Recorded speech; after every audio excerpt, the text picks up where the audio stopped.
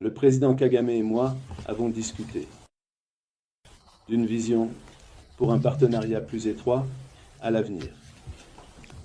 Un partenariat qui repose sur la stabilité régionale et la paix, ainsi que sur le développement économique. Avant ma visite ici, j'ai eu le plaisir de m'entretenir avec le président Tshisekedi, le président Ruto et le président Museveni.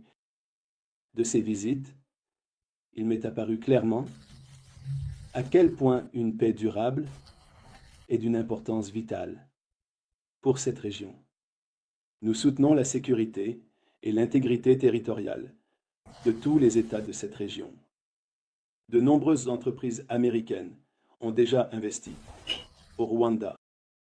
Le gouvernement du Rwanda a une vision de devenir un leader économique et dispose d'une société prête à faire avancer cette vision.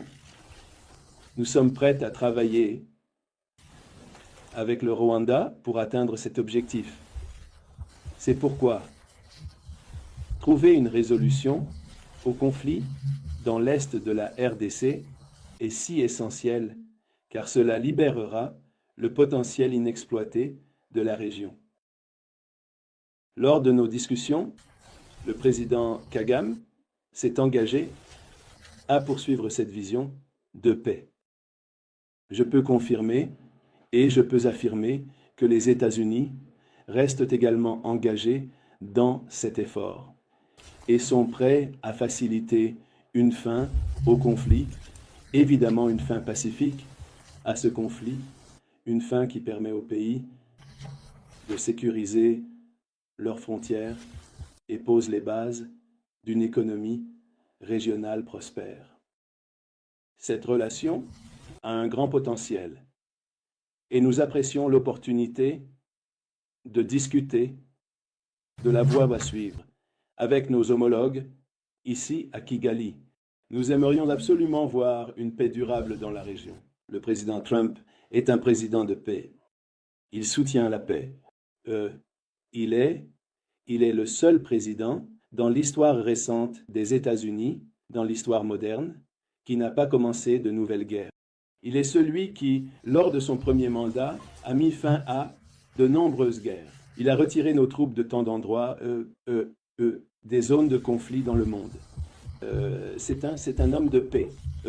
Nous avons vu que, immédiatement après son élection, pendant la période de transition, il s'est engagé dans ces discussions de paix, que ce soit au Moyen-Orient ou en Europe de l'Est, entre la Russie et l'Ukraine. Nous avons vu que, comme par magie, en quelques semaines après son élection, un cessez-le-feu a été atteint entre Israël et le Liban. Et quelques semaines après, un cessez-le-feu a été atteint à Gaza et un grand nombre d'otages ont été libérés. Et nous voyons ce qui se passe en ce moment en ce qui concerne le conflit russo-ukrainien que nous espérons voir résolu très rapidement. Et c'est pour cette raison que je suis ici cette semaine, depuis la semaine dernière en fait, avec mes collègues. C'est la raison pour laquelle nous sommes ici, parce que le président Trump est un président qui veut voir la paix réalisée. Il veut que ces conflits se terminent, il veut qu'ils se terminent rapidement. Il croit fermement que les gens ont souffert énormément, et c'est assez, il est temps. Ce conflit particulier, en question, dure depuis près de 3 décennies. Il est temps de voir une fin pacifique à cela. Les habitants de cette région, des Grands Lacs, de la RDC, du Rwanda, des Grands Lacs en général, méritent mieux. Nous avons vu la perte de centaines de milliers de vies, des millions de déplacés, et les gens ont souffert trop longtemps. Il est temps d'y mettre fin.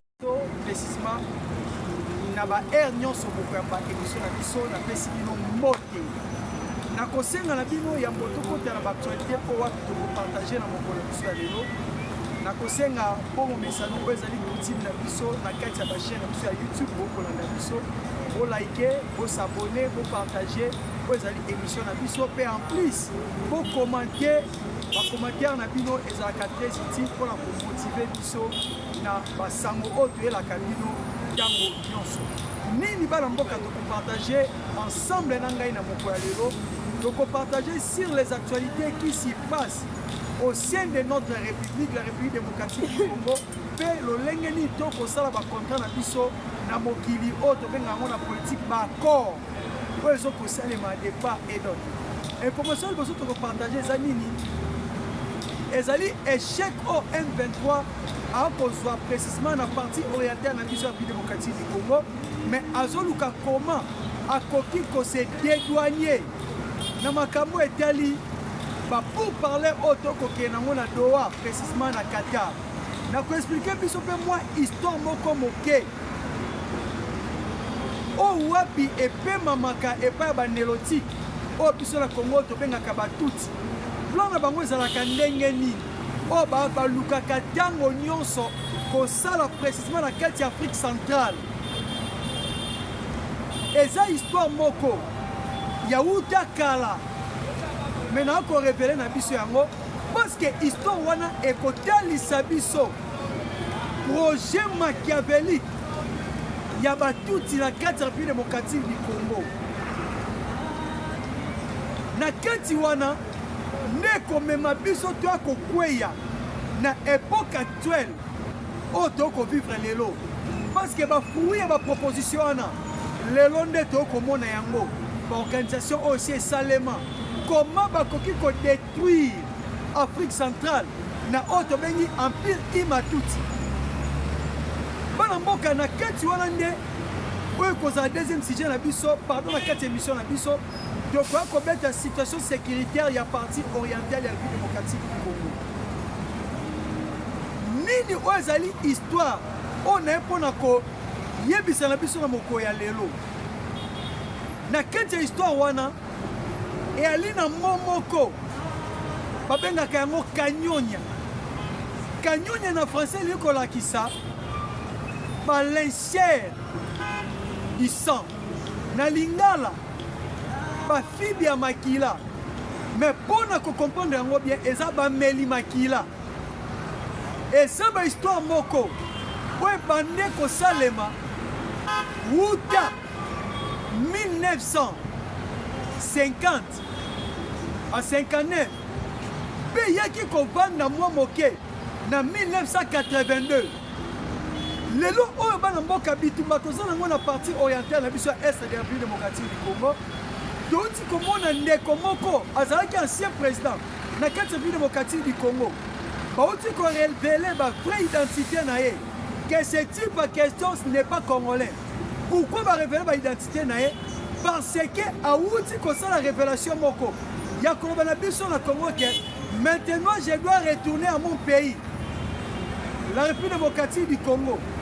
Le monsieur s'appelle monsieur Joseph Kabila. A kantina makambo ya classe oyo bade kosala alobi te namoni soi-disant mboka na ngai République démocratique du Congo eyepela moto esengeli nazonga na kati ya mboka mpona koluka solution mais or na plusieurs histoire toyebisi na bino masolo tobeteli na bino etalisaki bino déjà na bemission tozwaka chaque jour koprésente liboso na bino que le type de question il était bel et bien un touti. Parce que dans ces moments, et un masolo babongisi, yakoyana empire imatuti, où ils allaient révéler tango molaï à Mikolo Eleka. Et moko ancien président de la République démocratique du Congo, où avec Kozongi c'est la biso Congo à République démocratique du Congo, Musée Laurent Désiré Kabila, azalaka clair tango agression rwandaise et salemaka. Nanzela ya MLC, Nanzela ya RCD, mais Moussa Zalaka clair, ya Kolobake, c'est le Rwanda qui nous agresse. Rwanda oluka kokotisa empire imatuti. Lelo obaye ba révéler biso que na kati ya empire imatuti et ana moto moko balingi ba créer empereur. Précisément na kati ya République démocratique du Congo.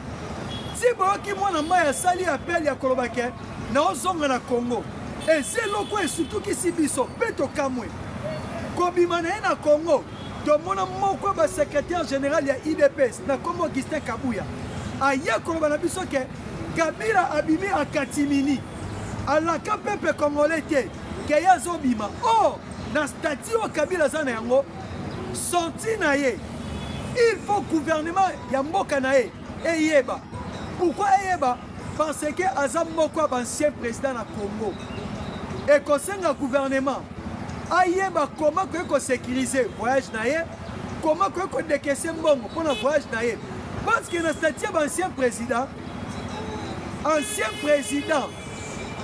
nyonso ya yo avivaka na yango ezalaka ya poche na ye te eza précisement oyo ebimaka na kesi ya gouvernement mais l'homme en question abima sans koyebisa mboka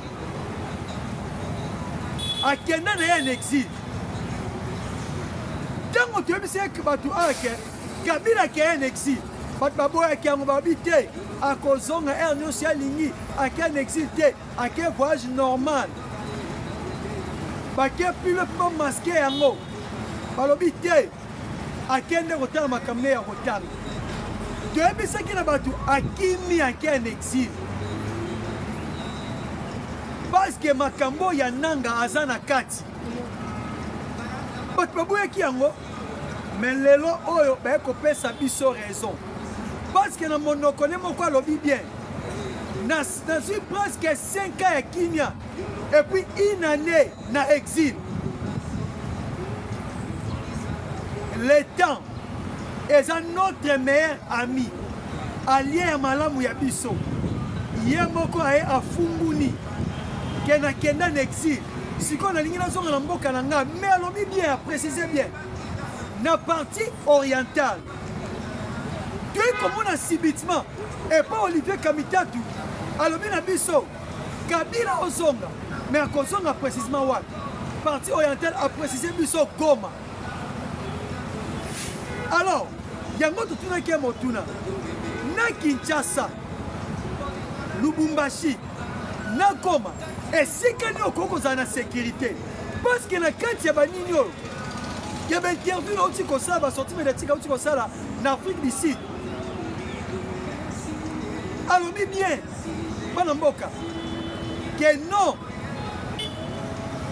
ye aza na insécurité esengeli mpo zonga awa basécurize mais tocomprendre te esika kini eza Kinshasa mais ya préféré ake na partie orientale oyo eza partie oyo eza na insécurité ya makasi nde toye kocomprendre na histoire oyo nalobi ya balégère isan oyo ya kanyonia kanyonia ezali momoko oyo eza na Kinyarwanda bameli ya makila bautilisaki yango na tani babande koutilize yango na 1980-82 na partie orientale oyo ya biso ya Congo banélotique bande kosala nini précisément na province ya Sud Kivu ainsi qu'à Nord Kivu mais bazalaki ebele na Nord Kivu Masisi Rutshuru Nyiragongo eza baterritoire oyo bango baza ebele oyo tobengaka batuti bandosa système nini parce qu'à cette époque bango bazalaki mingi déjà na Uganda soki babomi bacongolais bakokata mitu ya bato bakende yango na Kampala na Uganda bakosala yango bavideo bakosala yango baémission mpona koprésente na communauté internationale ainsi que les États-Unis d'Amérique tala lolenge Abiyarimani oyo azalaki ancien président rwandais oyo babomaki na avion epa M. Kagame lolenge akomalmene batuti lolenge akoboma biso mais or mitu ya bato na bande koboma bango na Congo bakoya na mitu na bakati bakingo balakisi yango na face au monde de façon que communauté internationale aluka koma koye kointégrer bango na facilité na kati ya république ya Rwanda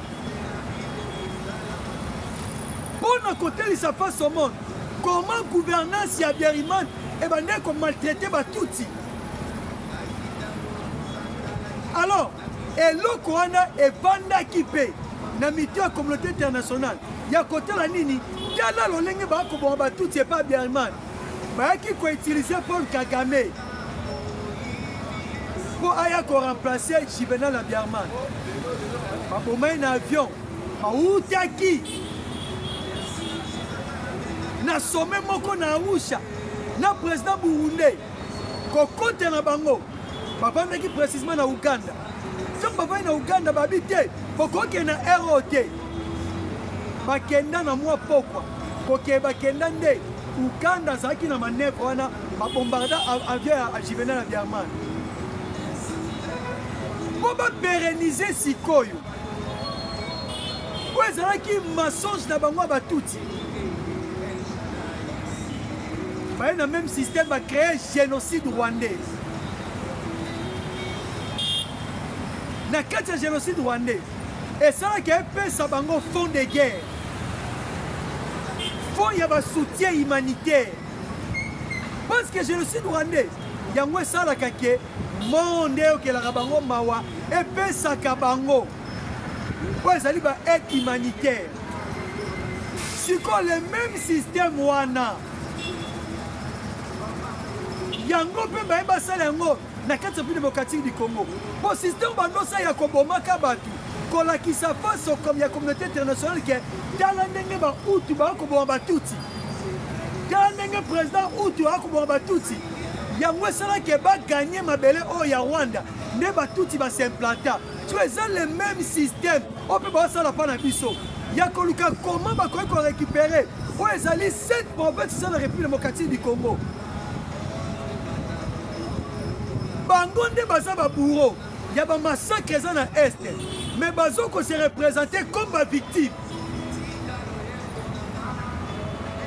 Non, na kati ya est awa na République démocratique du Congo, balingaka biso Batouti te, baza ko maltraiter biso, tandis que na Congo, eza na ba pays belé oyo, ba ressortissant ba vanda awa, to malmenaka bango te, to kata bango mitu te, to bomaka bango te, parce que Bantou na kati ya Congo ensemble mutu a message na makila te.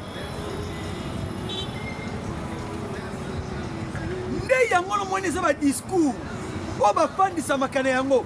Yango moni FDLR bango ba bengaka souvent za na Congo. Ote FDLR za na Congo, yenda za la base ya ko maltraiter, ya ko mener ba tout sinon ba vivre na Congo.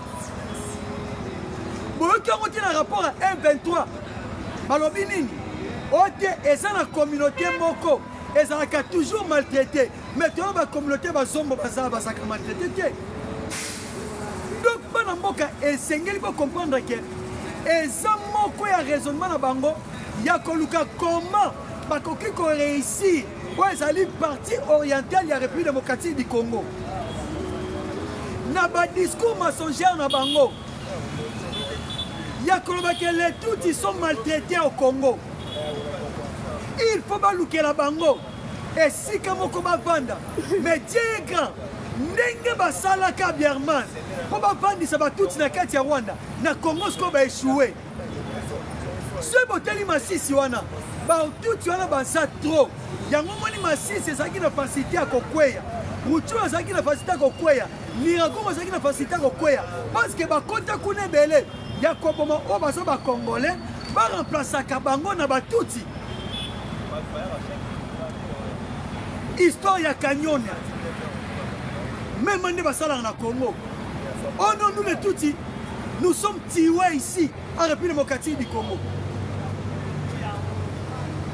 Mais tellement peuple congolais ici à Congo m'a mis à comprendre que non, et ça le même système. Basala qui na kati ya Rwanda, ti Batouti baza minoritaire na Rwanda. Ba gagnant pouvoir na kati ya Rwanda. Mais ceux qui vont comprendre bango bien, au comment que bango ne va diriger Rwanda. Au tel ancien commando, anciens généraux, au Abiyaman na Tikaka, presque bango tout, ou ba out. basisi bango na koboma bato baza négligé yango monaki moko ya toi moko ya rwandais alobi nini alobi na kati ya constitution na biso rwandaise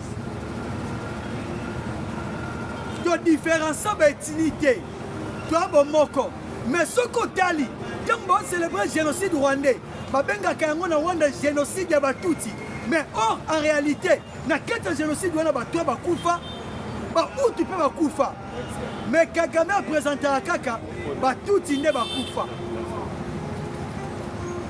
yango nayebisi biso le même système oyo baye na yango sikoyo oyo notre chef de l'état esi akomprene yango avant biso parce que musa ayebisaka biso eloko barwandais baoluka baétablir empire imatuti yango barévele lelo ke empereur na yango pour le moment azoko se présenter c'est monsieur Hippolyte Kanambe alias Joseph Kabila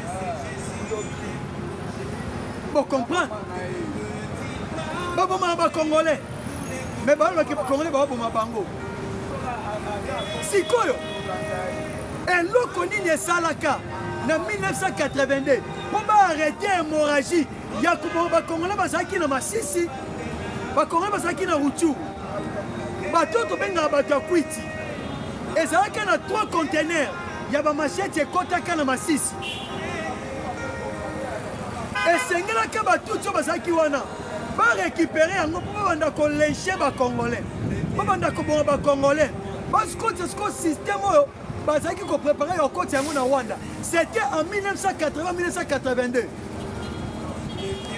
moko ya bacongolais amobilisaki bacongolais précisément na Masisi Rutshuru le type en question selon histoire amela masanga ebele akomi ivre alobi na batuti boye baje nyonso bosalaka bokoboma bacongolais lelo eprendre fin bana mboka eya kocreye mai kote wana lokola alekaki deja baje nyonso bazalaki na esika wana ecreya bitumba entre batuti oyo bazali kovivre na Masisi na Rutshuru na Nyiragongo ainsi que na bacongolais baautochtone bakolo mabele bandeko nanga bitumba ebima ya grave baniata batuti en divagation message ekoma na Kinshasa président Mobutu se décida atinda armée na lombango armée nde ekendaka koarrete hémorragie wana après bakende yango na Rwanda baréussir ntango baréussir na Rwanda nde yango baye kozongisela biso yango siko awa ya koluka koma bakoki kobalkanize mboka na biso bavandisa empire wana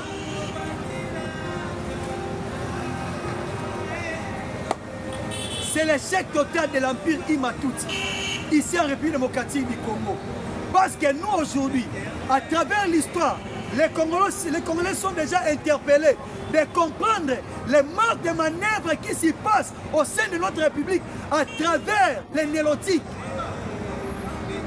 Toyina Kabangote, notre président actuel. Mais or, en réalité, la communauté Nyamuleng, une communauté dans 4 pays, Moussoussou et ça bat un pays Moussoussou. Mais comment vous avez une communauté Moussoussou, un pays Moussoussou? Pour le cas où vous avez belé à yango bautia komuna a moko na ministre de décentralisation a luka ko créer commune rurale na kati ya Minembwe. Soki peuple congolais to telemaka te commune rurale wana elinga ko koma directement moko ya ba province et par après ko koma moko ya ba pays lokola ba Kosovo ndenge salema pays na kati ya pays bana mboka esengeli na biso dès que to vivre to comprendre genini o monguna akoluka na mboka na biso et c'est important te o te to ina président oui o ina président mais tena ce qu'on a sima nini o Rwanda abomisa parce que na site Kivu Nord Kivu ba Rwanda ba boma o te yazane muta PPRD te asa muta IDPS te a muta lamuka te bango l'essentiel aux Rwandais congolais bakoboma yo mpe baremplace oyo ya bango yango na eloko bango bakosala okipe te sikoyo yo vandi otelaka kete Félix Tshisekedi c'est lui le mal congolais non le président Fati azaka mutu moko aoleka mais Congo ekotikala fosko totala à l'époque ancien président nini to remarqué na kati ya mboka to remarqué mixage brassage ememeli biso nini ememeli biso rankine oyo toza na yango lelo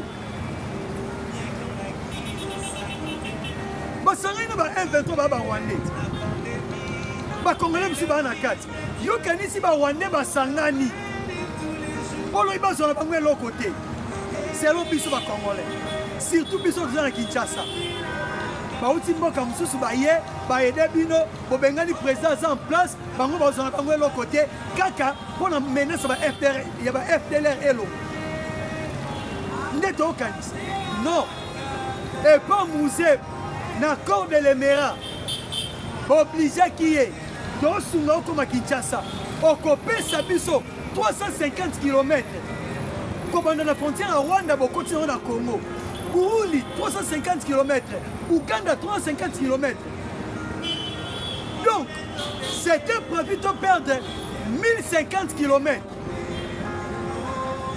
tant Moussa faire koma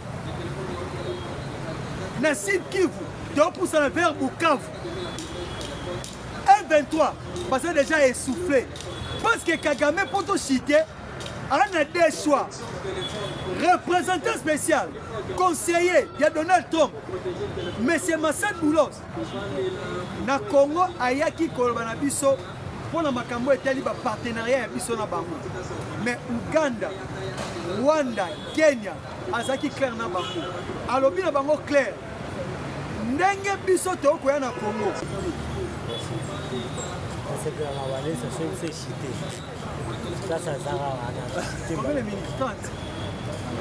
Merci, Tchaka, j'aime.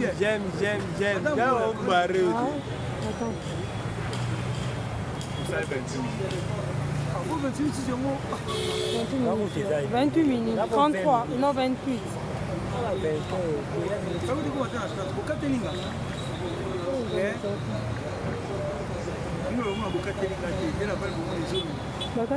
Bakate,